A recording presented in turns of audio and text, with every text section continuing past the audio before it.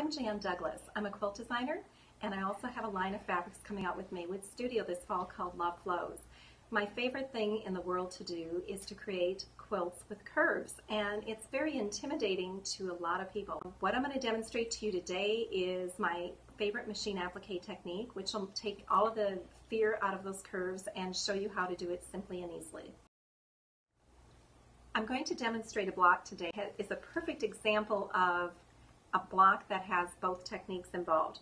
One is a drunkard's path that has straight edges, one applique edge.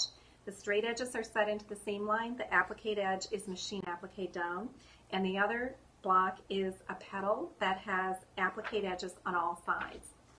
We are going to begin with the drunkard path block. This is a block that has two straight edges and a curved edge.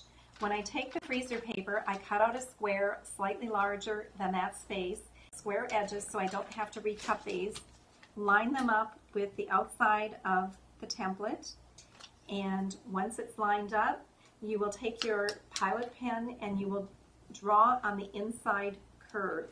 You do not want your 1/4 inch seam line in this particular template. You want to just draw on the inside curve because this is going to give you a template that allows you to create a piece that is sized perfectly for your quilt block. Okay. I took my template and cut the curved edge of the freezer paper template. And then I made a square of fabric so that I would have two straight edges ready to go. This was cut a 1/2 inch larger than the template paper. From there, you take your fabric, lay it down, line up your seam line on the outside edge so that you don't have to recut that, and you will take your iron and press this down. Many times you have a pattern where you have multiple templates the same size. In order to cut out that 1/4 inch seam line more quickly, I create a plastic template where you lay it on template paper or your outline. Create a template that is the entire 1/4 inch seam lines. Mark your edge so that you have it to line up with your other freezer paper template. And then you would take this and lay it on top of your template. Line up those edges and literally cut your 1/4 inch seam, and you can do this again and again and again and not have to sit and do them by hand with a scissor. Okay. This is where my technique varies from other people. I really like to have a lot of control when I'm working with my templates. I do a medallion quilt. I need these pieces to fit together accurately. So I use a glue stick. I use a dowel with a pointed end. I use my leftover piece of template plastic, and I put something contrasting behind there so that I'm able to see what I'm gluing. I take my template and I lay it upside down, and I'm working from the back side. And the glue gets placed along the edge of the template.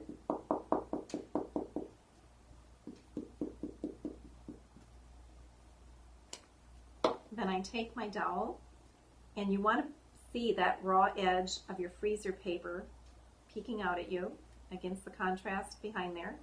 And you will take the edge and just smooth it down, move on to the next edge, turn it under, smooth it. Next edge, turn it under, smooth it.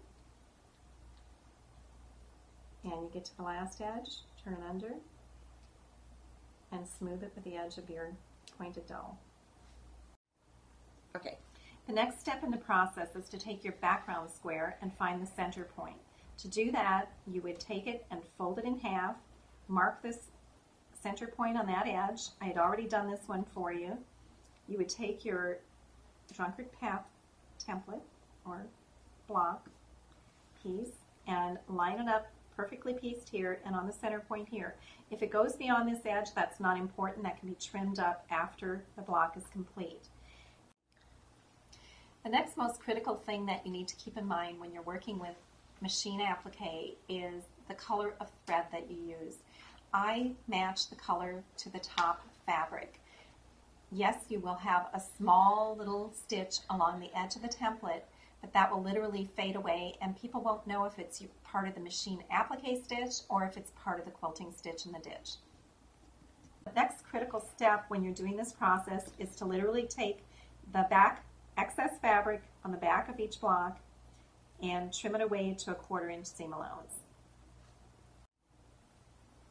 This is an example of a layered block where you have a petal that overlays the drunkard's path. In order to have the fabric work well for machine quilting, after you applique the petals to the block, you will turn it to the back side. You will gently lift the two fabric edges away from each other, make a small slit in the back of this fabric, and go ahead and trim your 1/4 inch seam allowance away from the petal.